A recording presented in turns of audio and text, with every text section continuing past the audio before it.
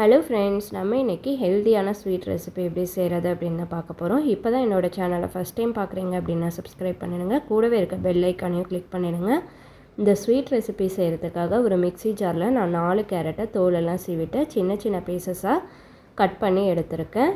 இது கூட அரை கிளாஸ் அளவுக்கு பால் சேர்த்துக்கலாம்.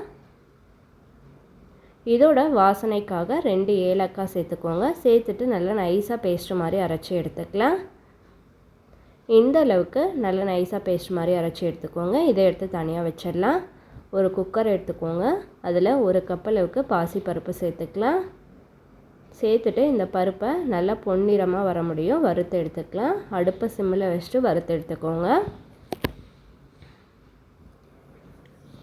இந்த அளவுக்கு நான் வறுத்து எடுத்துருக்கேன். இது கூட அரைச்ச கேரட் பேஸ்ட்டையும் சேர்த்துக்கலாம். இதை சேர்க்கும் போது ஸ்டவ்வை ஆஃப் பண்ணிடுங்க. இப்போது இது கூட பருப்பு வேகிறதுக்கு தேவையான அளவு தண்ணி சேர்த்துக்கலாம். சேர்த்துட்டு நல்லா மிக்ஸ் பண்ணி விட்டுக்கோங்க. மிக்ஸ் பண்ணிவிட்டு குக்கரை க்ளோஸ் பண்ணி 3 விசில் விட்டு எடுத்துக்கலாம். கேரட்டும் பருப்பும் நல்லா வேகணும். தண்ணி மட்டும் பார்த்து தேவையான அளவு சேர்த்துக்கோங்க. இப்போ இதில் இன்னும் தண்ணி இருக்குது, அது நல்லா வற்ற முடியும். நம்ம மிக்ஸ் பண்ணி விட்டு எடுத்துக்கலாம். நல்லா வற்றினதுக்கப்புறமா இது கூட நான் நாட்டு சர்க்கரை 50 கிராம் அளவுக்கு சேர்த்துருக்கேன்.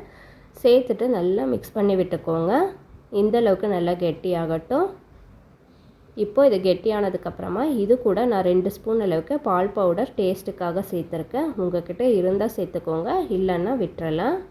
சேர்த்துட்டு இதையும் நல்லா மிக்ஸ் பண்ணி விட்டுக்கலாம். இது கூட நான் மெலன் சீட் சேர்த்துருக்கேன். முந்திரி பாதாம் இப்போ இல்லை, அதனால் நான் மெலன் சீட் சேர்த்துருக்கேன். இது கூட ஒரு 2 ஸ்பூன் நெய் சேர்த்து மிக்ஸ் பண்ணி விட்டுக்கலாம். நெய் இன்னும் அதிகமாக கூட சேர்த்தோன்னா நல்லா உதிரி உதிரியாக வரும். நான் கம்மியாக தான் சேர்த்துருக்கேன். இப்போ நம்மளோட டேஸ்டியான ஸ்வீட் ரெசிபி ரெடி ஆகிடுச்சு. இந்த வீடியோ பிடிச்சிருந்தது அப்படின்னா லைக் பண்ணுங்கள். தேங்க்யூ.